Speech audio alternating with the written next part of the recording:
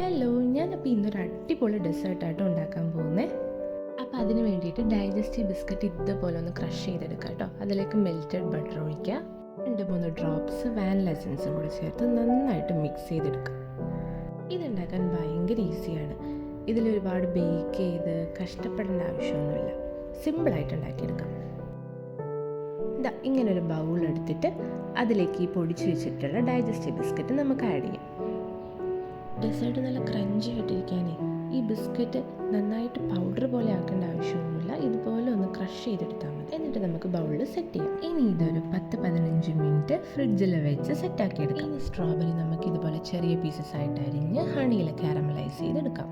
എന്നിട്ട് ചൂടാറാനായിട്ട് ഒന്ന് മാറ്റി വയ്ക്കാം. ഇനി നമുക്കൊരു ബൗളിലേക്ക് ഫ്രഷ് ക്രീമും പൗഡർഡ് ഷുഗറും കുറച്ച് വാനില എസൻസും കൂടി ആഡ് ചെയ്ത് നന്നായിട്ട് ബ്ലെൻഡ് ചെയ്തെടുക്കാം.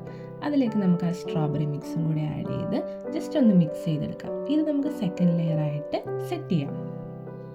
ഫൈനലി നമുക്ക് കുറച്ച് മെൽറ്റഡ് ചോക്ലേറ്റും കൂടെ ആഡ് ചെയ്ത് കൊടുക്കാം. ഇത് ഡബിൾ ബോയിൽ ചെയ്തിട്ടാണ് ഞാൻ മെൽറ്റ് ചെയ്തിട്ടുള്ളത്. ഇതൊരു 5 മുതൽ 6 മണിക്കൂർ വരെ ഒന്ന് ഫ്രിഡ്ജിൽ വെച്ച് സെറ്റ് ചെയ്യാം. ഓവർനൈറ്റ് വെക്കുന്നതാണ് ഏറ്റവും ബെസ്റ്റ്. നിങ്ങളൊരു ചോക്ലേറ്റ് ലവർ ആണെങ്കിൽ എന്തായാലും ഇത് ട്രൈ ചെയ്ത് നോക്കണം കേട്ടോ. ഇവിടെ നമ്മുടെ എഡിബിൾ റൊമാൻസ് റെഡി. സ്ട്രോബെറീസൊക്കെ വെച്ചിട്ടൊന്ന് ഡെക്കറേറ്റ് ചെയ്തിട്ടുണ്ട്. നിങ്ങൾ കുക്കിംഗ് ഇഷ്ടപ്പെടുന്ന ഒരാളാണെങ്കിൽ നിങ്ങളുടെ വാലന്റൈന് കൊടുക്കാൻ പറ്റുന്ന ഏറ്റവും ബെസ്റ്റ് ഗിഫ്റ്റ് ആട്ടോ ഇത്.